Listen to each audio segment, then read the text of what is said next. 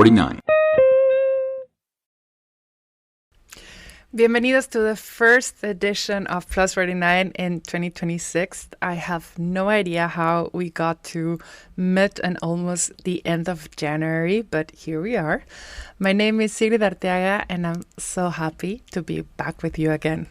Today, we're going to be talking about innovation and entrepreneurship with Laura Soto. She's the co-founder of Speechy Lift and a consultant guiding impact founders from ideas to a validated business model. But first, let's take a quick look at what is changing in Germany in 2026, especially what matters for us. Let's start with work and income. The statutory minimum wage rises to €13.90 per hour, and the mini-job monthly limit increases to €603, which affects mainly students, freelancers with side jobs, and newcomers entering the job market. For families, child benefit increased to €259 per child per month, and tax allowances for children are adjusted upwards, helpful even if modestly. A major shift is happening in social benefits. The Bürgergeld will be replaced by a new Grundsicherung. The system becomes stricter, with tougher rules on appointments and sanctions, which is relevant for anyone navigating unemployment support. In health and insurance, statutory health insurance additional contributions will rise on average, and contribution ceilings for pensions and health insurance will also increase, meaning high earners will notice slightly higher deductions. Mobility also gets more expensive. The Deutschland ticket now costs €63 per month, something you might as well already know. Fuel prices rise again due to the higher CO prices, and Berlin-Brandenburg commuters should brace for new rail disruptions and long-term construction projects throughout the year. On the positive side, because there's always a positive side, consumer rights are expanding. The EU's right to repair strengthens warranties, product transparency improves, and misleading sustainability claims will no longer be allowed. And finally, an important digital note. AI-generated content must be clearly labeled, and software providers fall under stricter liability rules, a big deal for tech workers and entrepreneurs. Now for something sweet and surprisingly political. Let's talk about the Berliner. If you walk into a bakery in Berlin and ask for a Berliner, you might get a polite correction or at least an raised eyebrow. Because in Berlin, this pastry is called Pfannkuchen. Travel south to Bavaria and it's a Krapfen. In larger parts of western and northern Germany, it's a Berliner. Same pastry, fluffy, yeast kind of dough, fried in fat, filled with delicious jam, and dusted with sugar. Different names and a strong regional feeling about it. Because this isn't just food, it's identity, as a lot of things here in Germany are.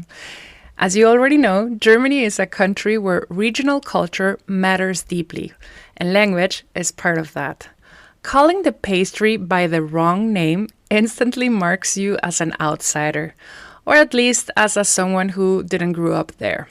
Traditionally, Berliners are eaten during carnival season, especially around Rosenmontag and Silvester. There's even a long-standing joke tradition of filling one Berliner with mustard instead of jam, a prank usually reserved for colleagues or family members.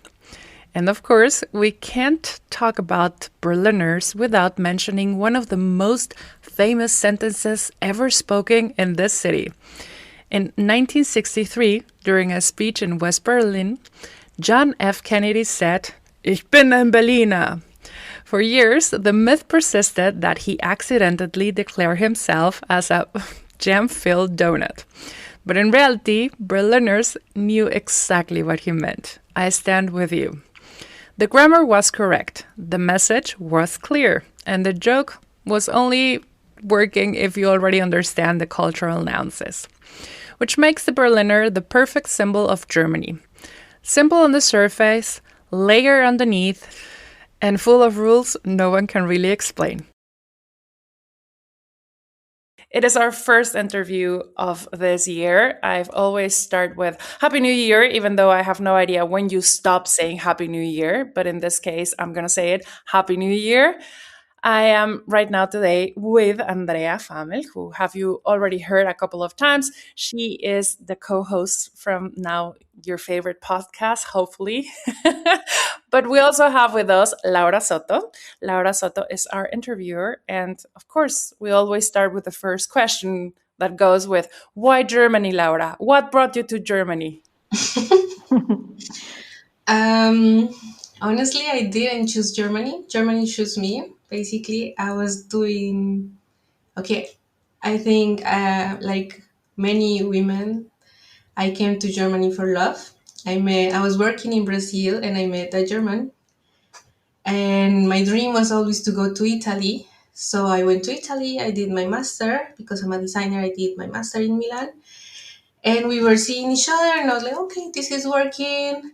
I'm gonna try Germany. And then I came to Germany to do my internship from that master. And after the master, I tried to stay. So just to be with him, I learned German. I was looking for jobs. Then it came Corona, and we broke up. And I was like, what is this? um, so I could not go back to Colombia, and I was stuck here. I could not get a job. And I was like, okay, if I cannot work, I will study. So I did a second master in Germany. And this is how like, life brought me to stay in Germany. Like I did my master, it was in German, and then I got a job, and I was like, okay, I like Germany. I will just stay here and see how it flows. And I think I'm not in the mood to move again to another country now. It was enough. I think we can relate. The case of Andrea was a little bit different because Andrea, you came here to study here and you've been already what, almost 20 years? More than 20 years. 21, 20, Wow. something like that. But yeah, Germany chooses you. You have Yeah, no, it just happens. it is life. I don't know. You get trapped in the ice. Yeah. Yeah, and the COVID. Would you get trapped in the COVID and in the ice and then a little bit of a mixture between that? Yeah, life happening now. It's good, so why not? And you're Embrace it. a founder. Yes, I am a founder.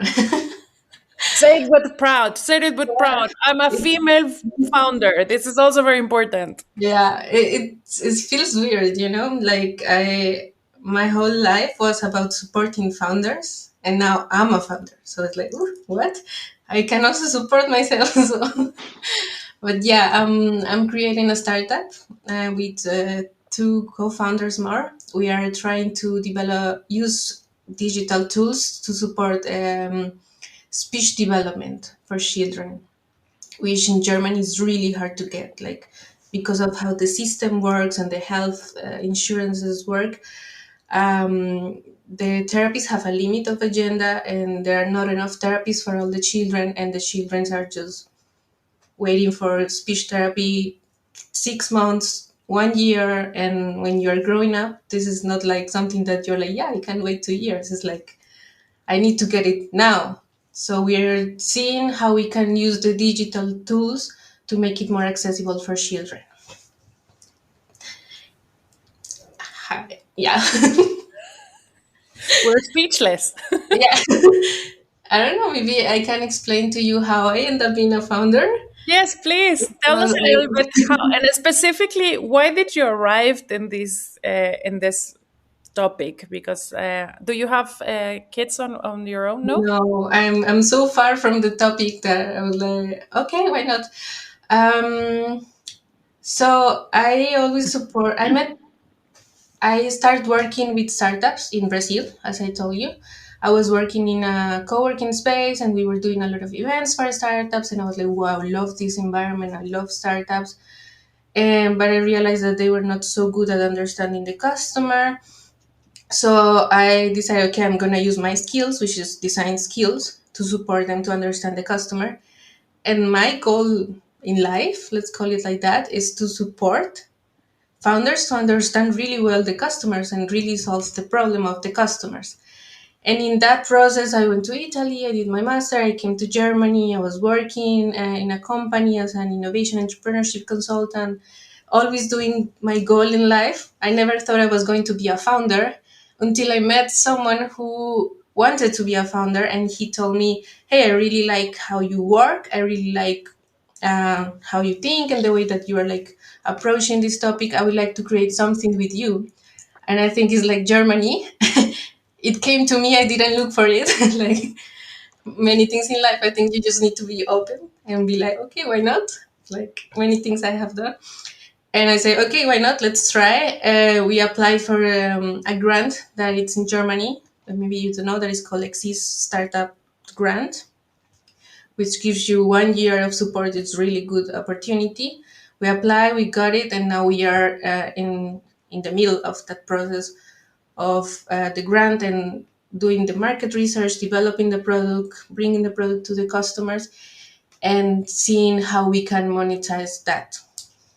So this is how I end up being a founder. Like I didn't look for it, but my life again brought me to that decision, and I tried to be always open to be like, okay, why not? Let's try.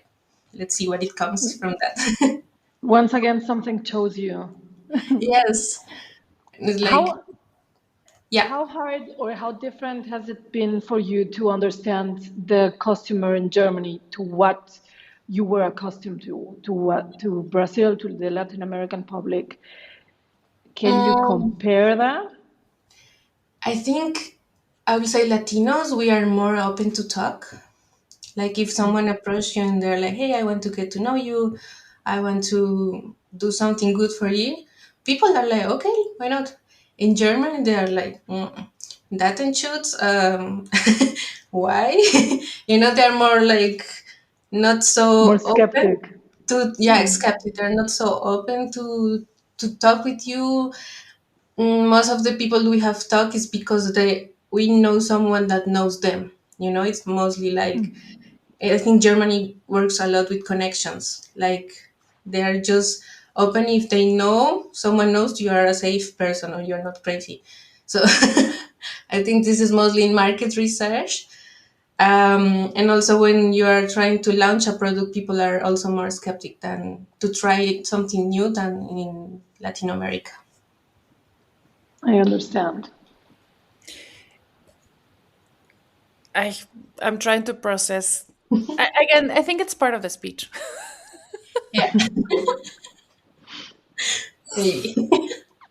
But also the whole, I mean, we just heard that for the first time in a couple of months and years, the startup industry in Germany has been growing again. And of course, the expats, the internationals, are the one who are right in front of that. And we are the ones who are sort of thriving in that area.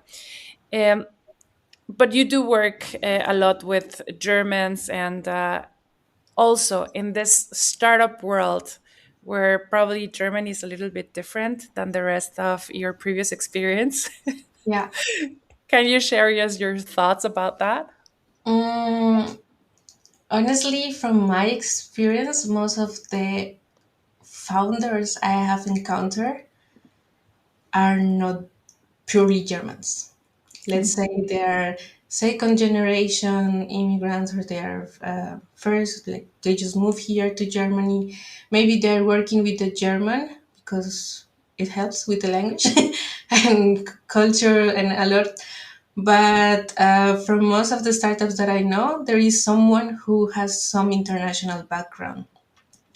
And I think this helps a lot because from what I perceive, the culture of Germany is not really open for risk. And startups are full of risk. Startups are full of try and see what happens. It's really a lot of uncertainty. And I think in the German culture, they love certainty. They love to know that everything is going to work out.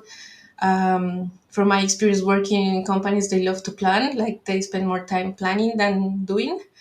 And in the startup world, it's the opposite. You have to do and like yeah, plan it, but do it like before Plan it you while you're doing it. It's kind yes of like, and yeah. react and change. But from the culture, they love to have everything ready before they go for that. So Mm.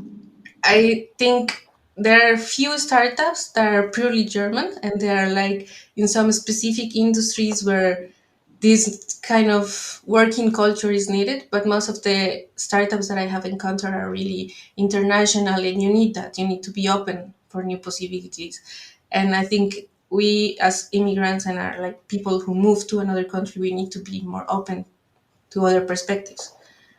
We are like, I think culturally Germany is like a little bit more black and white, like good or bad.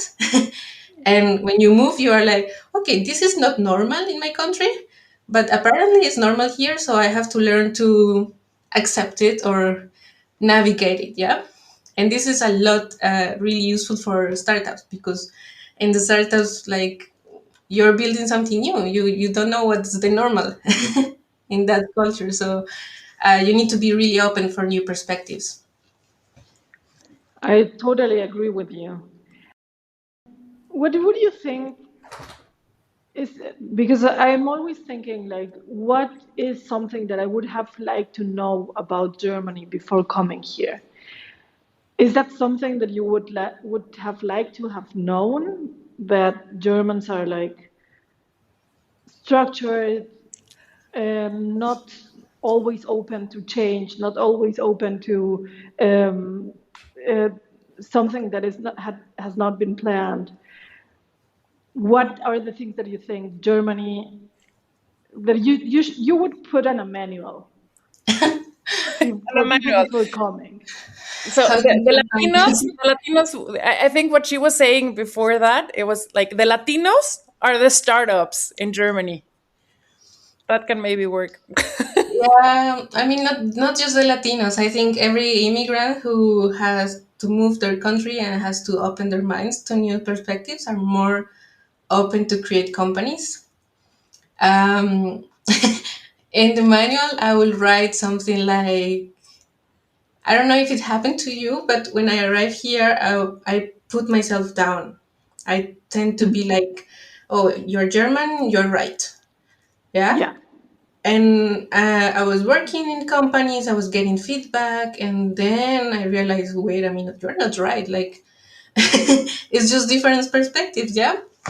It's different culture. So when you think that you have to be like them, this happens to most of us. When you arrive here, we are like, oh, I have to work like them, I have to behave like them. First, you're hiding yourself and you stop being authentic. So this is really not good for your self-esteem and how you show yourself to the world. And it's also, what I do now is to be like, okay, I'm not like you, but it doesn't mean that I'm less or more than you, just different. So, for example, when I work with Germans and they give me feedback like, yeah, but you have an accent, or who are you to tell me that? I'm like, okay, if you don't value what I'm saying, it's your problem, because I know what I am worth and I know what I'm saying because from my experience. So Oh my God. far away from, sorry, So, but this is so far away from what we're used to in Latin America, yes, because I just keep, no, you, we take everything personal. yeah, We're always debating and feeling like if you don't agree with me, it's because it's personal. yeah, And and I do believe that Germany is the hardcore therapy group that you didn't thought you needed, and then suddenly you're here and you have to learn how to put limits. yeah, I didn't know that And existed. how to put yourself first, yeah. Wow, because I yes, think that's so incredibly important what you're saying. It's like, um, like not submitting yourself to an idea of what is perfect. And Germany has this name that it works perfectly, it's organized, it's planned, and so on and so forth. And it's important to know that we are also like that. We just work differently, and our planning is different, and our organization is totally different. It's maybe not like tables, it might be circles that uh, Yeah. get together at some point, but I mean, this thing we that also get things Germany, done. yeah, sorry, this thing that Germany is perfect is a lie. Like, get out of that. No country is perfect. And I realized that here, I was like, okay, Germany has its goods and its bads, and we know the both. Love And it. back home, it's the same. Like, at least Colombia has goods and bads, and now I realize more of the good things that my country has than when I was there. So it's not like, oh, Germany is perfect and it's better, and now I have to be like them because they're better than me. It's more like we are different, and I think innovation, because it's the industry where I work, needs that difference. Because if you end up all being the same, you're gonna end up doing the same. But you need these different perspectives, and you need to stop thinking, oh, because I'm different, I'm wrong. Just like, okay, I'm different, I can bring new perspectives, or I can bring, I don't know, push a little bit more the ideas, expand them, you know, help them also to get out of that box. It's funny. It's funny that what you're saying, because that's something that Sigrid and I have talked a lot about. That there are, like, if I think about it, about my situation when I came to Germany, or the phases that I have been through in this time, I always think of four different phases, and it's like when you get to Germany, it's like, oh my God, everything's so amazing! Wow, and you are open and you are curious and so on and so forth. Then you go to a place, to a strange place, where you will start comparing Germany to your home country, and when you think Germany is better, Germany functions better, Germany is like this, blah blah blah. That was my experience. And then it was exactly the opposite. I had like this curiosity about Mexico that I didn't have before, and that being away a long time opened for me. And then I went to Mexico, and I went to Mexico with this curiosity that I had when I came to Germany at first, and it was like, oh my God, Mexico is so amazing. I had forgotten about it, and it's so rich, and it's so full of everything, and it's so chaotic, and it's so organized as well, and so on and so forth. And then it came to a moment when I matched both feelings, and it was okay. Germany is not perfect. Germany has flaws. Mexico is not perfect. Mexico has flaws, but both countries are perfect. And I think to come to that point is like I think you get peace on the inside, and you get peace in being a migrant, and in having to uh, go back and forth and to say goodbye, and I don't know. Yeah, I think you try to get the best of both worlds. Like, I live in Brazil, and I love Brazilians. They are like the kindest people you can ever meet. And talking from Latinos, that we are really kind. Like, really, they're so nice. Like, living with them is really nice. But Brazil also has that bad. And one of the things is like working with them is really chaotic. Zero structure. It's like, for me, it's the opposite of Germany. But the creativity that you have from that, it's really good. So I try to balance, like, okay, my experiences in different countries, how do I use the German approach to plan and structure, but also the willingness to do the things, the audacity to just do it and see what happens. That is And more to like, solve. yes, like we are not thinking, do I have to pay taxes if I put a tacos place on the corner, you know? At the shoots, before you even got to open the taco stand, you already have like 50 different antrigue by everywhere. You Oh actually my even God. asked your dog if you could go there. Yes. So it's like we Oh. just jump into it, and here they think about it, they plan, and they try to avoid conflict. So I try to balance this, which is really hard because they're quite extremes. But I think at Mm. the end, when you make with peace with these cultures, like you said, you just try to take the best, and not be ashamed of what comes from that, like not being ashamed of what comes from being a Colombian, which we know the stereotypes. But We know the stereotypes well, way too well. Yeah, I think we are connected with that.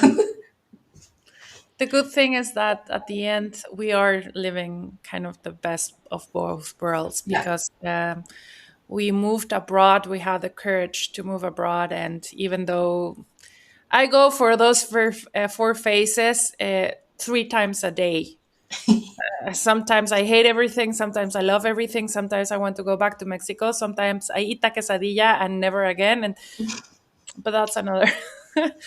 But before we let you go, there's one question that we need to ask you because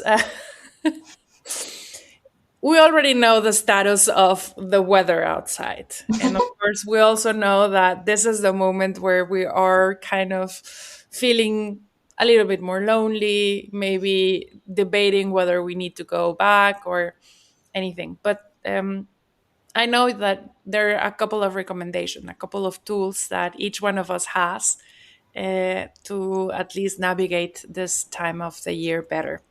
What would be your recommendation? Or what is your secret tip?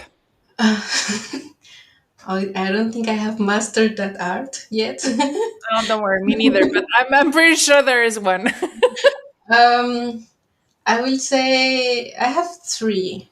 The first one is really don't forget about connecting with people, like not internet, like really leave the screens and just make a cozy Spielabend with friends. I don't know, something that Germans can enjoy.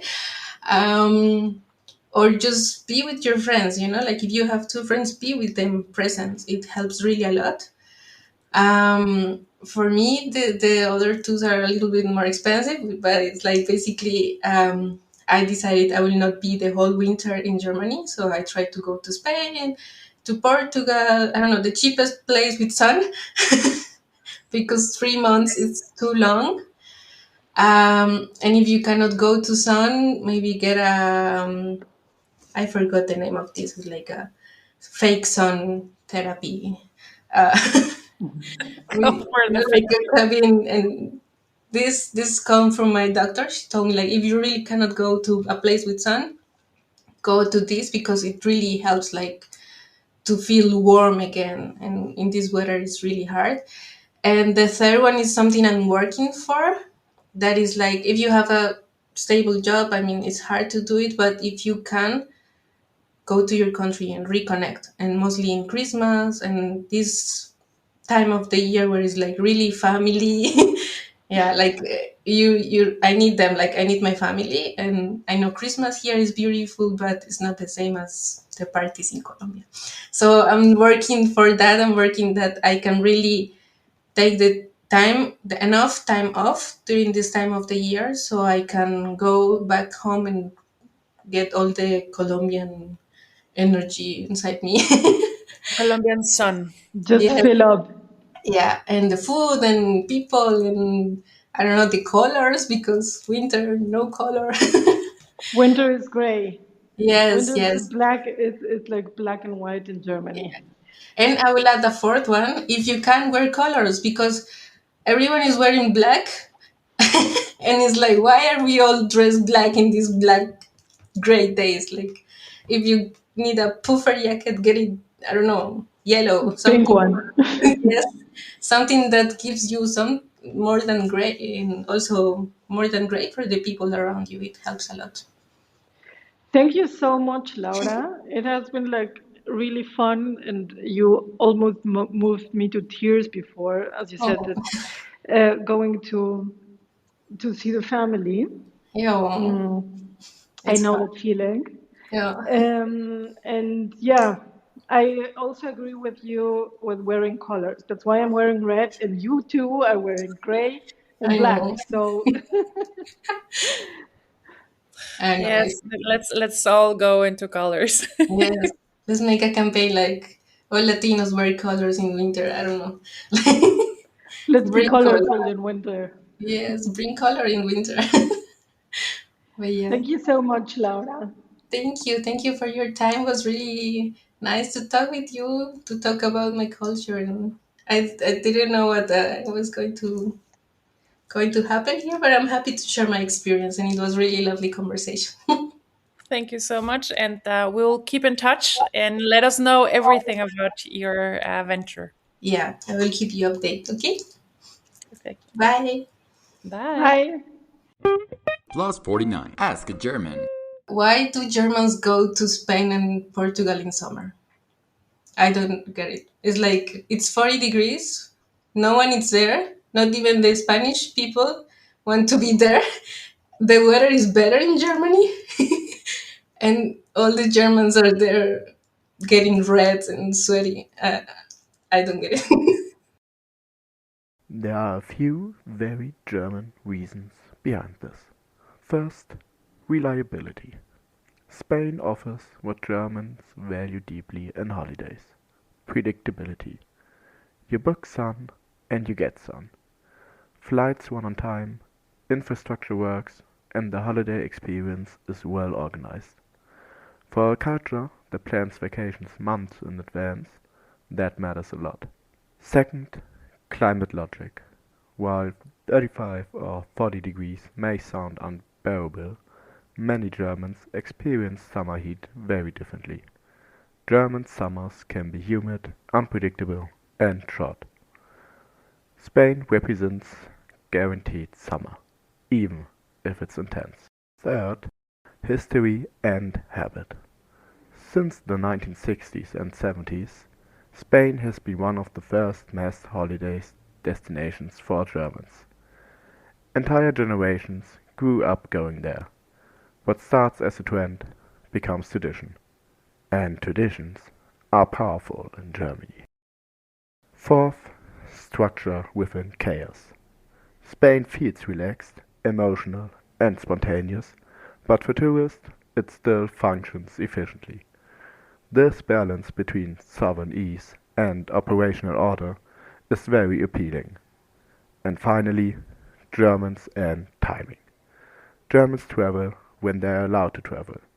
School holidays and fixed vacation windows mean July and August are often the only option: heat or no heat. So while locals escape the summer, Germans arrive with sunscreen schedules and a firm belief that if it's vacation, it should feel like one. And that's it. We're at the end of our show. Thank you so much for being with us today.